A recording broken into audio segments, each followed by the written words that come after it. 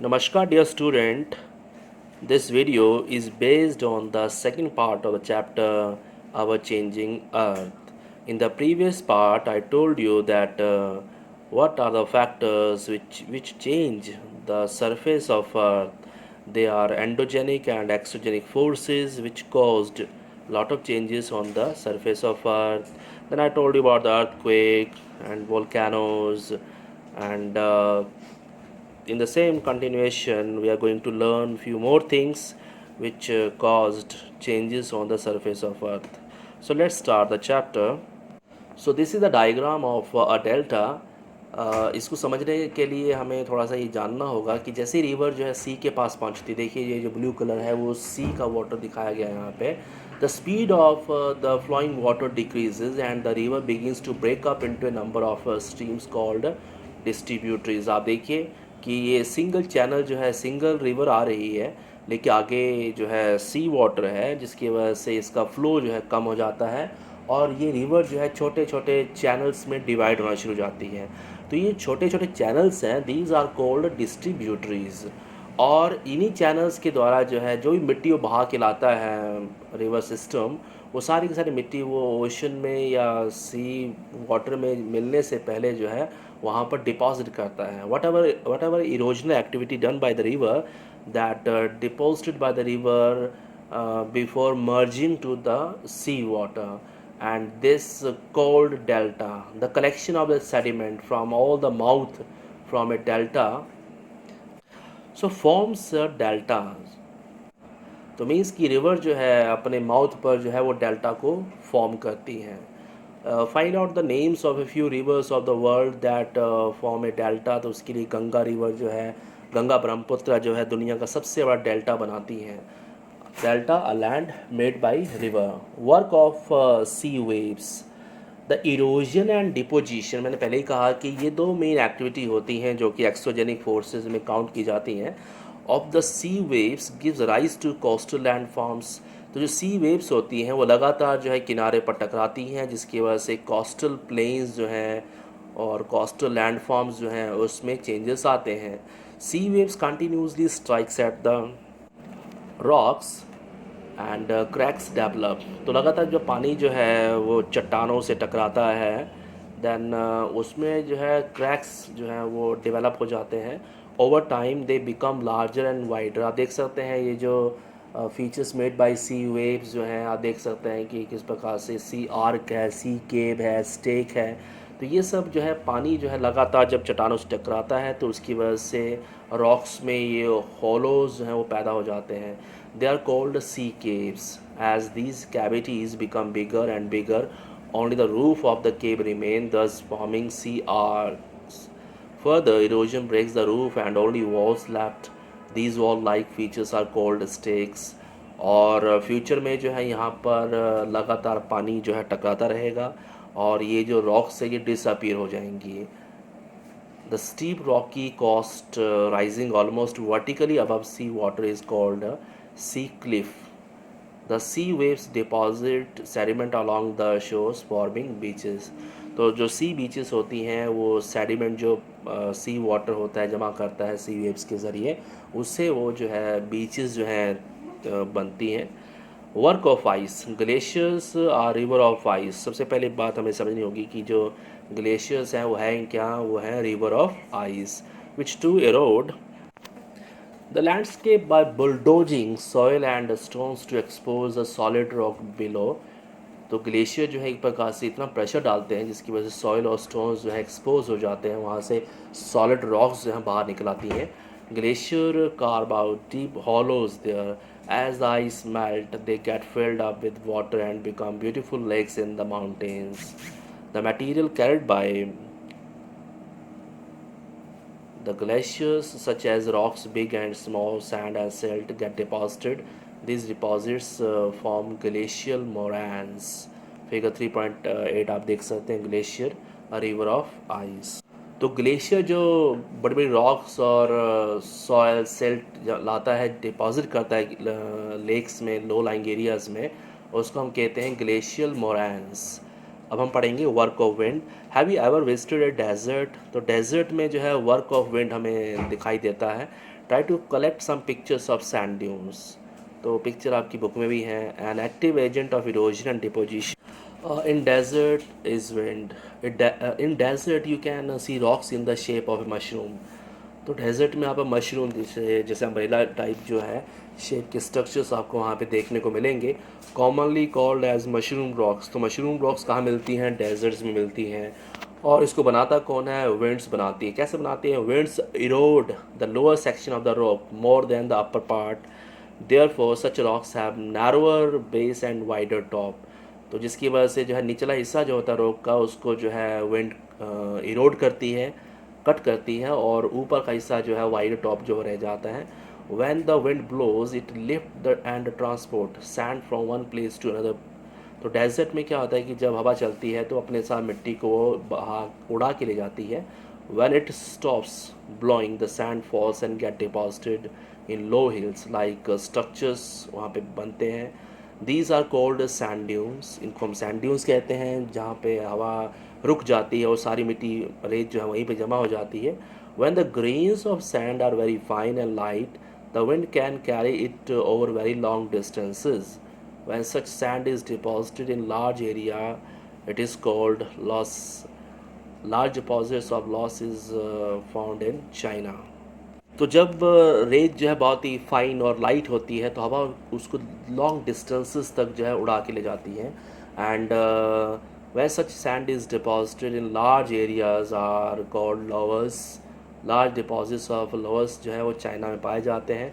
तो लोवर्स जो है वो क्या है? एक प्रकार से लार्ज डिपॉजिट्स है सैंड के। और सैंड ड्यून्स जो है वो हमें एक आम सी चीज़ है डेजर्ट में देखने को मिलेगी। On this page you can see the picture of sand dunes, and you know that the common animal in desert area is camel.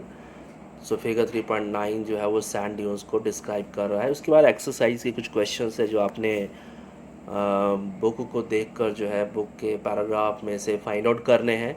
आपको पीसा के अंडर जो है जो न्यू एग्जामिनेशन पैटर्न है उसमें जो है इस तरह की क्वेश्चंस देखने को मिल सकते हैं, जहाँ पे आपको पैराग्राफ में से कुछ क्वेश्चन आंसर्स के जवाब ढूंढने होंगे। So that's why you practice exercise from the book. So this is the exercise of the chapter. थोड़ा सा आपको इसके बारे में बता देता हूँ। जैसे प्लेट कैसे मूव करती है, lithospheric plate, they move due to the magma, molten magma inside the earth. जैसे एक्सोजेनिक एंड एंडोजेनिक फोर्सेस क्या होती हैं? एक्सोजेनिक फोर्सेस जो है अर्थ सरफेस को बाहर से चेंज करती हैं, और एंडोजेनिक फोर्सेस जो हैं वो अर्थ इंटीरियर से अंदर से जो है वो चेंज करती है। मैग्मा उसकी एग्जांपल है। एक्सोजेनिक की एग्जांपल वाटर एंड विंड हो सकते हैं। इरोजन क्या है? Cutting of the soil from one place, that is erosion. जैसा हमने बरसात में देखा होगा, पानी जो है मिट्टी काटता है। How are flood plains formed? Flood plains कैसे फॉर्म्ड होते हैं? जब रिवर का फ्लो कम हो जाता है तो रिवर जो है ओवरफ्लो होना शुरू हो जाती है। बिहार के एरियाज़ में क्या होता है या उसके निचले इलाकों में कि पानी जो है वो जो है लो लाइंग एरियाज़ हैं और फ्लैट एरियाज़ हैं, वहाँ पानी का बहाव बहुत कम हो जाता है। तो ऐसे में पानी जो है उनके किनारों से ओवरफ्लो होना शुरू हो जाता है, और वहीं से जो है फ्लड प्लेन जो है वो फॉर्म होते हैं। जो भी मिट्टी जो है वो रिवर बहा के लेके आती है वो उन्हीं एरियाज़ में जमा कर देती है। इन्हीं को फ्लड प्लेन्स कहा जाता है। आप इसके लिए डायग्राम भी देख सकते हैं। सैंड ड्यून्स आपको बताया गया, सैंड ड्यून्स जो हैं डेजर्ट एरियाज़ में होते हैं। How are beaches formed? तो बीचेस जो हैं वो सी वेव्स जो हैं सेडिमेंट्स जो हैं वो डिपॉजिट करती हैं सी शोर पर, उससे बीचेस फॉर्म होती हैं। ऑक्सबो लेक का डायग्राम आपने बनाया ही है ना। मेंढर जो है कट ऑफ हो जाते हैं मेन रिवर से, उससे ऑक्सबो लेक बनती है। तो टिक द करेक्ट आंसर है इस प्रकार से। तो आपने ये एक्सरसाइज करनी है, और चैप्टर में सारे आंसर आपको इसके मिलेंगे।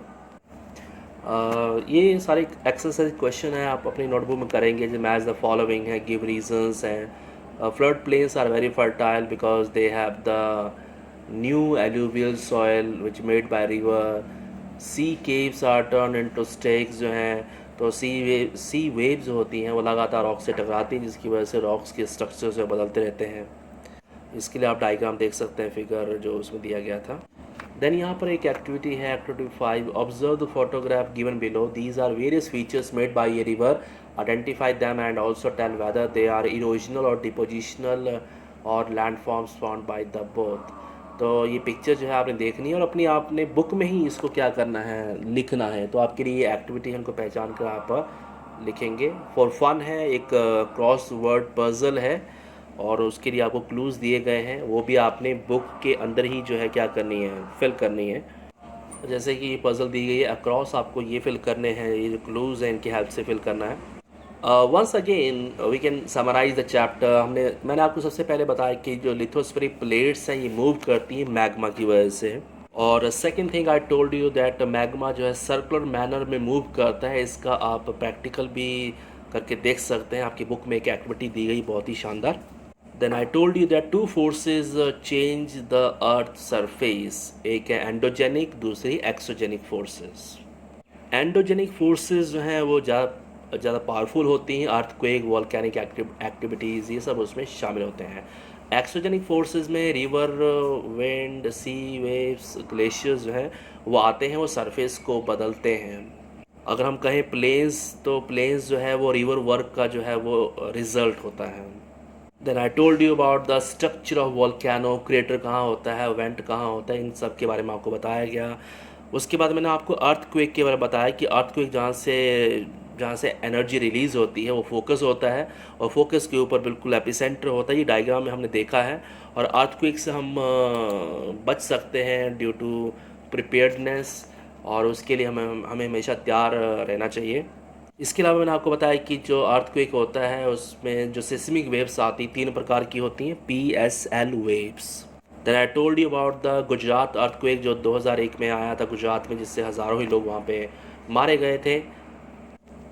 इसके बाद जो है जो डिवाइस, जो इंस्ट्रूमेंट जो है अर्थक्वेक मेजर करता है, उस मशीन को हम सिस्मोग्राफ कहते हैं। अर्थक्वेक को प्रेडिक्ट नहीं किया जा सकता है, लेकिन हम उसके लिए अपने आप को प्रिपेयर कर सकते हैं। Safe support, stay away from fire places etcetera and be prepared mentally always. Then we cover about the major landforms. और ये मेजर लैंडफॉर्म्स जो हैं, जो एक्सोजेनिक फोर्सेस की हम बात करते हैं, वो 2 प्रकार के काम करते हैं। एक तो वो इरोड करते हैं, वो मिट्टी कट करते हैं, दे कट द सॉइल और रॉक्स, और दूसरा वो डिपॉजिट करते हैं। तो वर्क ऑफ ए रिवर में हमने देखा वाटरफॉल के बारे में।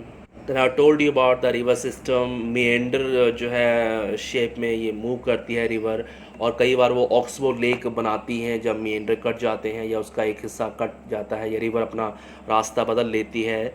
तो इस प्रकार से जिस एरिया में रिवर ओवरफ्लो होती हैं वहाँ पे फ्लड प्लेन्स का निर्माण होता है।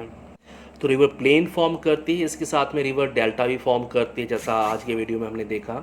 जो डेल्टा फॉर्मेशन है, गंगा ब्रह्मपुत्र ने दुनिया का लार्जेस्ट डेल्टा बनाया है, land made by a river. Then work of a sea waves. Sea wave जो है, ओशन जो है, उसके किनारों पर हमेशा लहरें आती रहती हैं, जिसकी वजह से वो लहरें जो हैं वो किनारों से टकराती हैं, और जहाँ पे चट्टानें होती हैं, रॉक्स होती हैं, वो टूटती हैं और कई प्रकार के स्ट्रक्चर्स बनाती हैं, जैसे कि सी केव है, सी आर्क है, स्टेक है। या पिक्चर देख के समझ सकते हैं कि ये क्या चीज़ होती हैं। जैसे स्टेक जो है एक पिलर टाइप का होता है etcetera. Then work of glacier. तो ग्लेशियर जो है वो क्या करते हैं, इतने हैवी होते हैं रिवर ऑफ आइस कि अपने नीचे जो इसके नीचे सॉयल रॉक्स होती है उसको वो बहा ले जाता है, और नीचे से जो है हार्ड रॉक्स वो निकल आती हैं। तो जो भी मटेरियल ये ग्लेशियर जो है बहा के लाता है उसे हम कहते हैं ग्लेशियर मोरैन। और वर्क ऑफ विंड तो हमने किया ही, डेजर्ट एरिया में वर्क ऑफ विंड हम इजीली देख सकते हैं। तो आज के चैप्टर में हमने ये सब चीज़ें कवर की हैं। इसके अलावा जो वीडियोस बनाए जाते हैं, you watch the videos regularly. इस चैप्टर के बेसिस पर एक क्वेश्चनाइज जो है तैयार किया गया है। This time in the quiz you have to type the answers also. तो मेंटली अपने आप को प्रिपेयर करें, और जो भी आप आंसर लिखते हैं वो मेरे पास रिकॉर्ड हो जाते हैं, तो इसलिए थोड़ा ध्यान से आंसर लिखेंगे। और इस चैप्टर को रीड करिए, अच्छे से एक्सरसाइज करिए, नोटबुक मेंटेन करिए, और मैं फिर आऊँगा नए चैप्टर के साथ। Thank you.